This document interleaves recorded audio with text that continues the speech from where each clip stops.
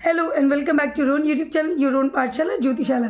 तो फ्रेंड्स, कैसे हैं आप सभी? आशा करती हूँ आप सभी अच्छे ही होंगे और अपनी पढ़ाई जोर शोर से कर रहे होंगे। In this video I have brought to you the Hindi lesson which is taught in the ICSE schools, that is in the ISC section, that is in the 11th standard of Hindi. The name of the lesson is Sharnagat. It is written by Vrindavan Lal Verma. The first part of the lesson I have already uploaded in my YouTube, and today I will be uploading the second part of the story. I hope the last part of the first part of the story you people must have seen, and if not, then please do watch the first part of the story Sharnagat, which is taught in ISC standard 11 Hindi, and it is written by Vrindavan Lal Verma, and today I will be uploading the second part. Let's proceed. इसके तो यहाँ रज्जब एक character है। तो रज्जब एक क्षण बाद बोला, बड़े भोर उठकर चला जाऊँगा। जिन लोगों ने ऑलरेडी फर्स्ट पार्ट देख लिया है तो उनको सेकंड पार्ट समझने में आसानी होगी, और जिन्होंने फर्स्ट पार्ट अभी तक नहीं देखा है तो मैं उनसे अनुरोध करूँगी कि फर्स्ट पार्ट देखने के बाद ही आप ये सेकेंड पार्ट को देखिए, ताकि आपको कहानी के ट्रैक में रहेंगे या कहानी अच्छी तरह समझ में आएगी। तो यह कहता है कि रज्जब एक क्षण बाद बोला, बड़े भोर उठकर चला जाऊंगा, तब तक घर के लोगों की तबीयत भी अच्छी हो जाएगी। तो रज्जब की पत्नी की तबीयत ठीक नहीं थी। उन्होंने शरण ली थी ये ठाकुर साहब के यहाँ शरण ली थी रात को रुकने की, और इन्होंने कहा था कि वो अर्ली मॉर्निंग निकल के चले जाएंगे। भोर यानी सुबह सवेरे सूरज निकलने के पहले ही वह निकल के चले जाएंगे। इसके बाद दिन भर के थके हुए पति पत्नी सो गए।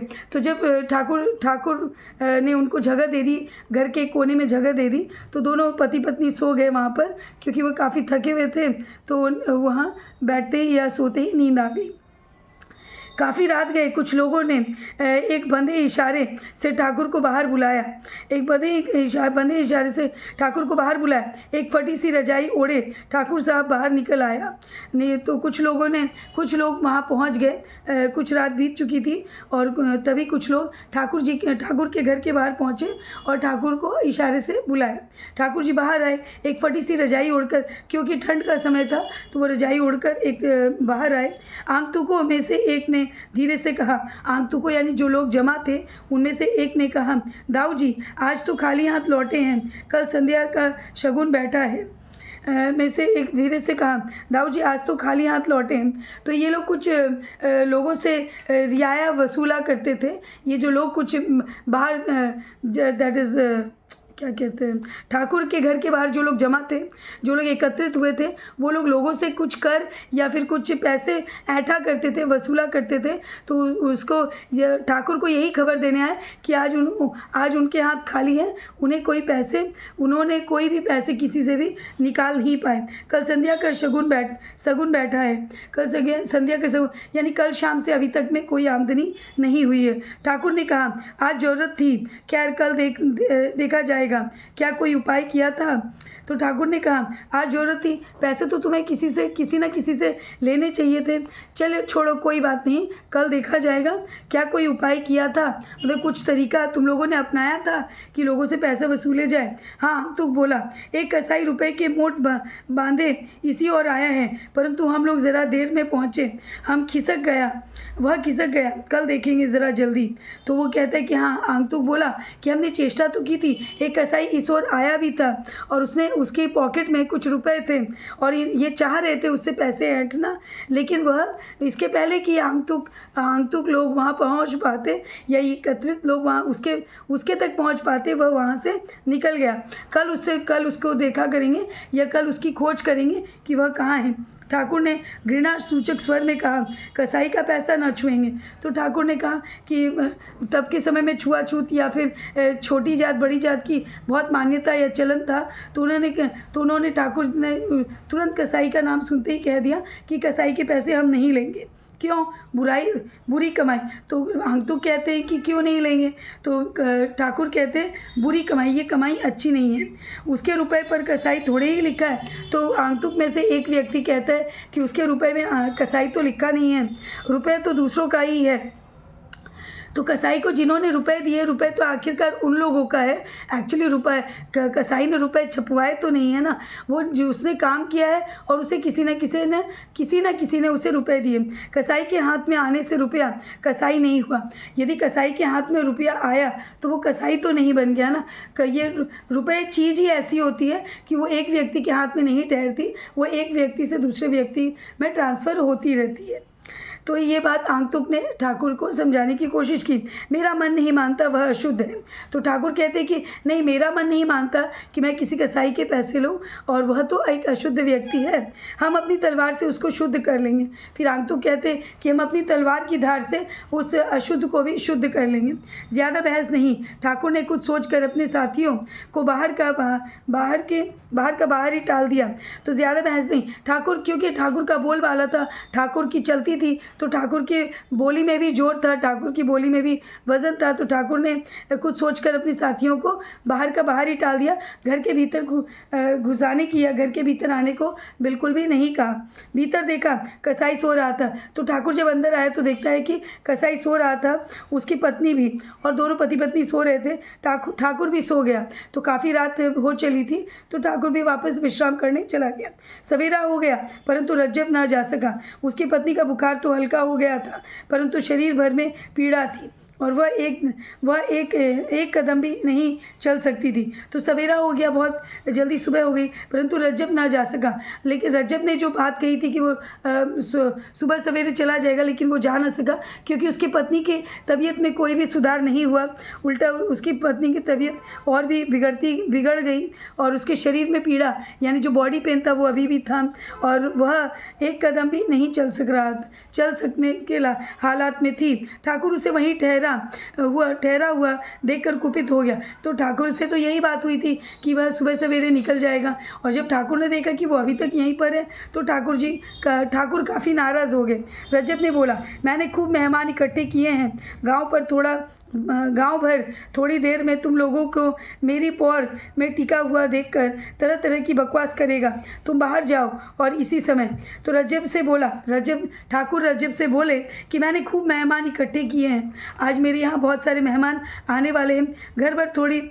गांव भर थोड़ी देर में तुम लोगों को मेरी पौर से, तो गांव भर के लोग मेरे यहाँ आने वाले हैं और तुम्हें मेरे घर पर टिका हुआ देखेंगे।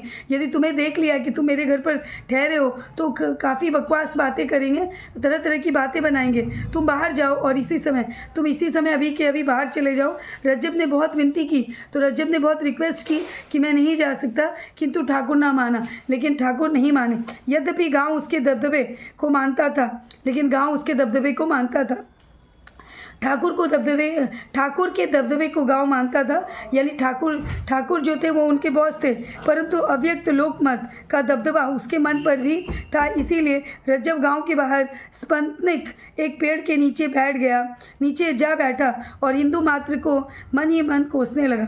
तो परंतु अव्यक्त लोक मत का दबदबा उसके मन पर भी, इसीलिए रज्जब तो, लेकिन जब गाँव के लोग या फिर आपके आसपास के लोग आपके लिए कुछ कहने लगते, आप जितने भी मन को कठोर कीजिए, आप जितने भी दृढ़ मन को कीजिए, लेकिन कहीं ना कहीं उनकी बातें आपके दिल को चुभ जाती हैं। कहीं ना कहीं वह उनकी बातें आपके मन में घर कर लेती है, और यहीं से शुरू होती है परेशानियां। तो इसी तरह से जबकि ठाकुर का दबदबा था पूरे गांव में, उसकी दृढ़ता थी, उसका लोहा लोग मानते थे, लेकिन फिर भी यदि लोग बात बनाएंगे, गाँव के लोग बात बनाएंगे कि ठाकुर ने एक कसाई को अपने घर पर रखा, एक कसाई को अपने घर पर शरण दी, तो यह बात वो बर्दाश्त नहीं कर सकेगा। तो इसीलिए उसने दबाव दिया कि रज्जब अभी के अभी उसका घर छोड़कर चले जाए। विनती की, परंतु अव्यक्त लोकमत का दबदबा उसके मन पर, इसलिए रज्जब गांव के बाहर, तो उसको बाहर का रास्ता दिखा दिया ठाकुर ने। तो रज्जब को भी गांव के बाहर जाना पड़ा और एक पेड़ के नीचे उसने जाकर सहारा लिया, जा बैठा और हिंदू मात्र को मन ही मन कोसने। और क्योंकि ठाकुर हिंदू जाति के थे, तो अपने मन में रज्जब जो है वो कोसने लगा। उसे आशा थी कि में उसकी पत्नी की तबीयत इतनी स्वस्थ हो जाएगी कि वह पैदल यात्रा कर सकेगी, परंतु ऐसा ना हुआ।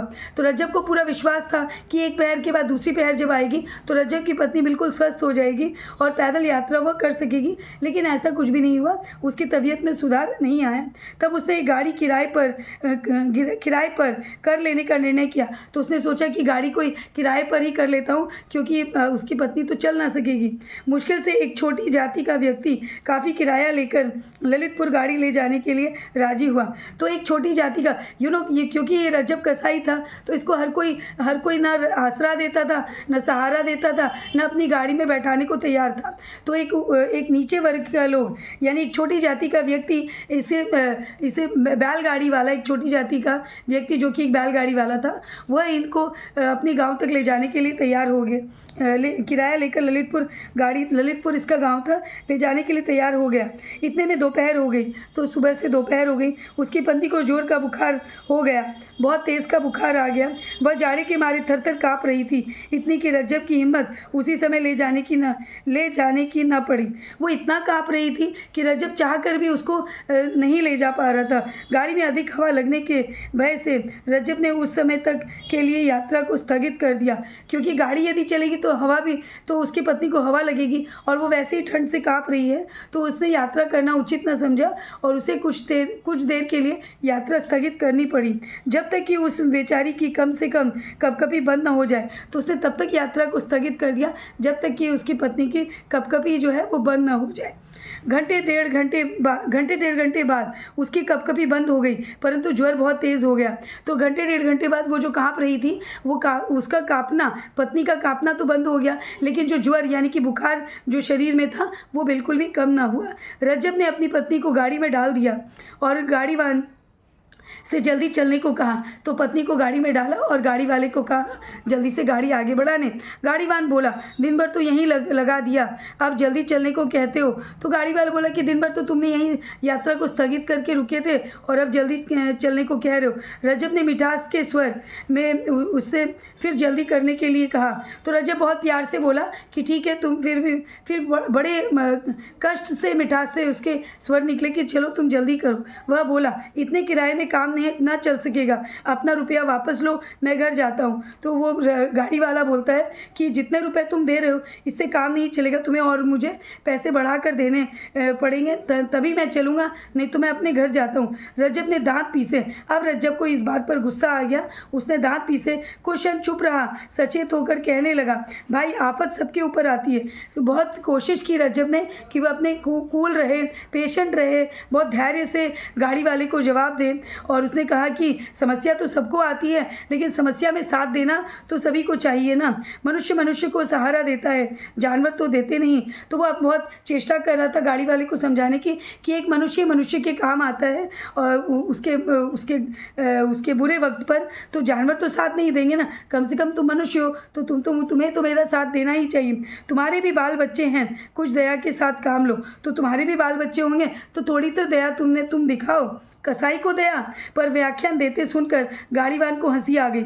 ये रज्जब खुद में एक कसाई था और कसाईयों को हृदयहीन कहा जाता है, क्योंकि वो पशुओं को हृदयहीन होके काटते हैं या उनके टुकड़े टुकड़े करते हैं। तो उनके हृदय में, उनके दिल में कोई हृदय है या उनके मन में कोई प्यार की या हमदर्दी की भावना है, ये किसी ने एक्सपेक्ट नहीं की थी। तो जब गाड़ी वाला बोलता है, सुनता है कि वो हृदय की बात कर रहा है, तो उसे हंसी आ जाती है। उसको टस से मस ना होता देखकर रज्जब ने और पैसे दिए। तब उसने गाड़ी हाँकी तो देखा कि जब गाड़ी वाला बिल्कुल भी गाड़ी आगे नहीं बढ़ा रहा है और वो पैसे मांग रहे हैं, तो रज्जब को मजबूरी में उसे कुछ पैसे और निकाल के देने पड़े। तभी गाड़ी वाले ने गाड़ी आगे बढ़ाई। 5-6 मील चलने के बाद संध्या हो गई। गांव कोई पास न था। 5-6 मील जब वे चले, दोपहर के वक्त जब वो चले, तुरंत ही शाम हो गई और गांव लेकिन फिर भी नहीं आया। गांव काफ़ी दूर था। रज्जब की गाड़ी धीरे धीरे चली जा रही थी। तो रज्जब की जो गाड़ी थी वो बहुत धीरे धीरे चल रही थी। उसकी पत्नी बुखार में बेहोश सी थी। तो पत्नी को बुखार था, बुखार में बेहोश थी। रज्जब ने अपनी कमर टटोली, रकम सुरक्षित बंधी पड़ी थी। तो रज्जब को अपने पैसे बहुत प्यारे थे, तो वो बार बार अपनी रकम को, अपने पैसों को या अपने पॉकेट को टटोलता था कि पैसे सही तरीके से रखे हुए हैं या नहीं। मैं इस वीडियो को यहीं पर विश्राम देती हूँ।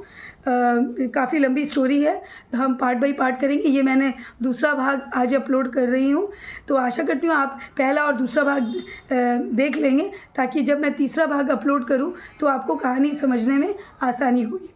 Yes friends, if you still have any doubts, please ask me in the comment section, and do let me know in the comment section as to what kind of videos you would like me to upload it for you. See you soon in the next video. Till then, and yes, क्योंकि पढ़ेगा India तभी तो बढ़ेगा India. Bye bye.